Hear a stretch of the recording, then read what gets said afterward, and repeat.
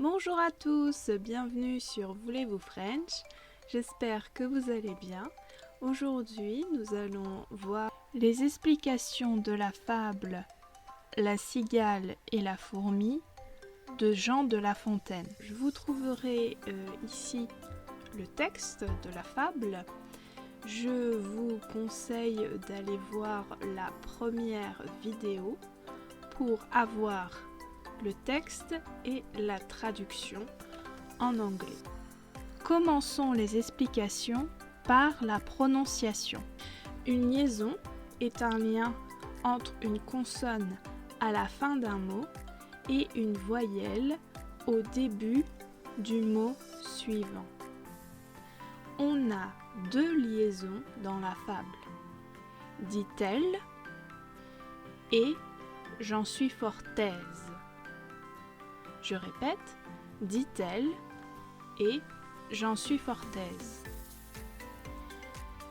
Le deuxième point de prononciation sont les enchaînements vocaliques. Le E en français est très faible, elle a la. Je répète, elle a la. La fable La cigale et la fourmi est écrite dans un français littéraire et un français du XVIIe siècle. On peut donc trouver un équivalent avec le français d'aujourd'hui. Par exemple, la cigale se trouva fort dépourvue ou j'en suis fort aise. Fort signifie très fortement. J'en suis fort aise. Être aise de signifie être content, contente de. Si nous prenons les expressions de la fable avec un vocabulaire actuel, nous avons être à l'aise, to feel at ease, et le contraire, être mal à l'aise. Out, en ancien français, signifie out, out, en français moderne. La grammaire à présent. Le passé simple et l'imparfait de l'indicatif. La fable est une histoire.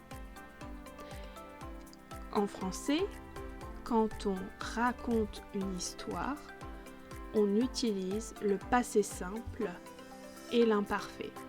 Donc le passé simple est utilisé pour raconter une action passée dans une histoire littéraire.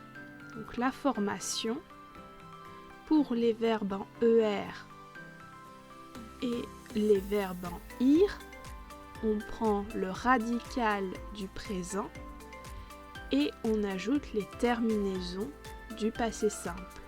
Pour les autres verbes, on prend le radical du passé simple plus les terminaisons. Par exemple, la cigale se trouva, se trouvait. La bise fut venue, venir à la voix passive. Elle alla pour le verbe aller et dit-elle pour le verbe dire.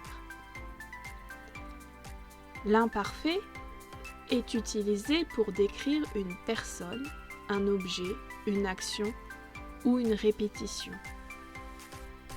La formation, on prend le radical de nous du présent et on rajoute les terminaisons.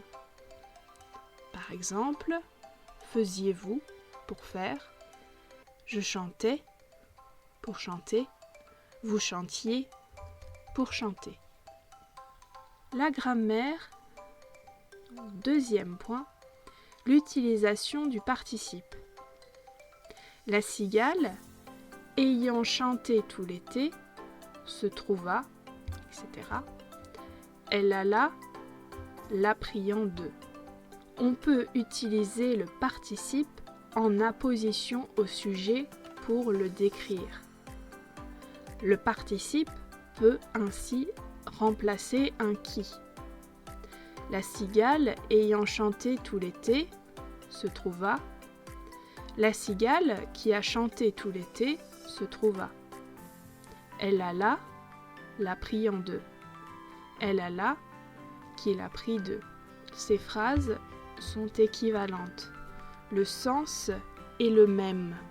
Donc la formation du participe, le participe présent, on prend le radical de nous au présent de l'indicatif et on rajoute en. Pour le passé, on prend être ou avoir au participe présent plus le participe passé de. Merci beaucoup d'avoir regardé cette vidéo. Vous pouvez vous abonner et activer la cloche. Au revoir!